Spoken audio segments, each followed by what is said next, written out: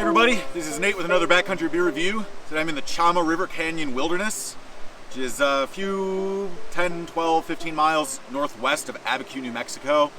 We're actually standing above the Chama River, and as the wilderness's name suggests, the wilderness is kind of centered along or around the Chama River, and it flows into Abiquiu Lake.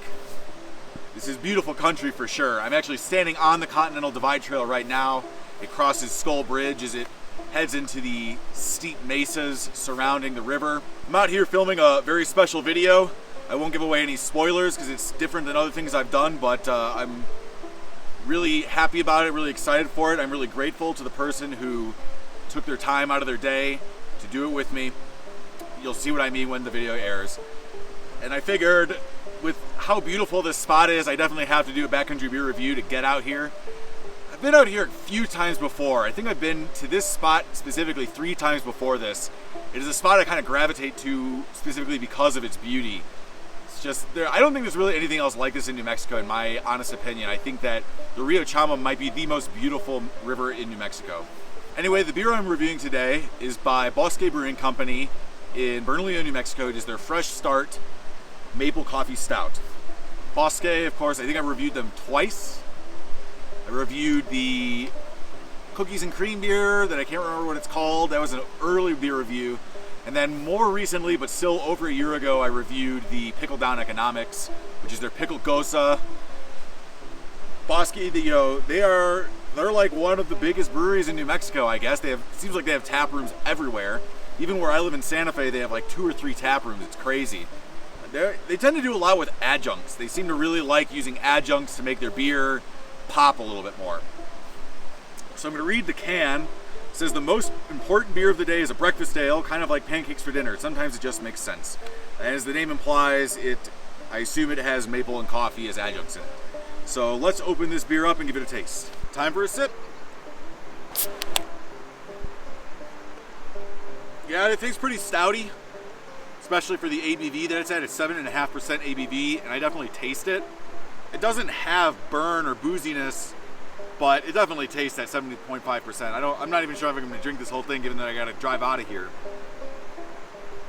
I'm really getting a lot of chocolate. I'm actually getting chocolate more than I'm getting coffee. The coffee is definitely present.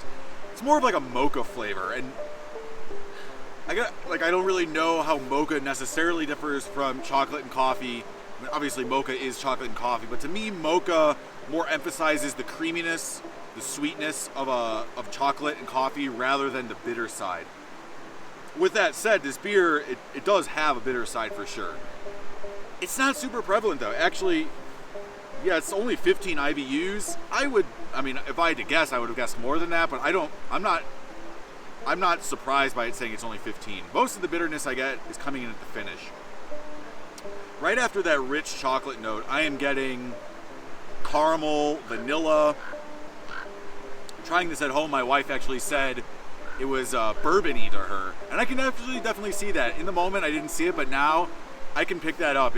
I think it's because you get that caramel and vanilla with that like alcohol-forward flavor. I'm getting a little bit of fruitiness, maybe like date.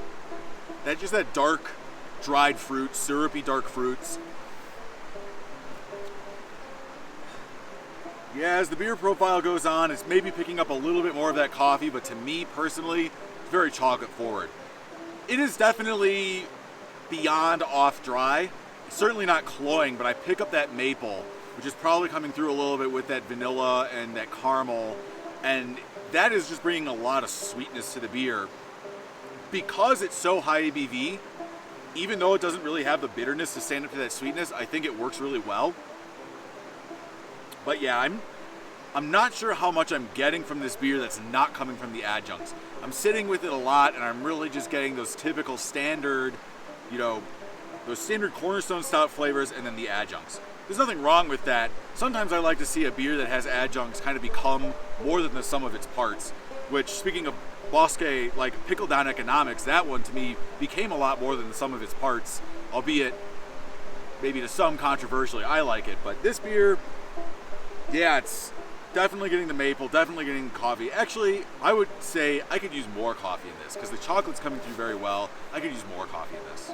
You know, I guess I would say as I sip it on a little bit more, I'm almost actually getting like a graham cracker flavor.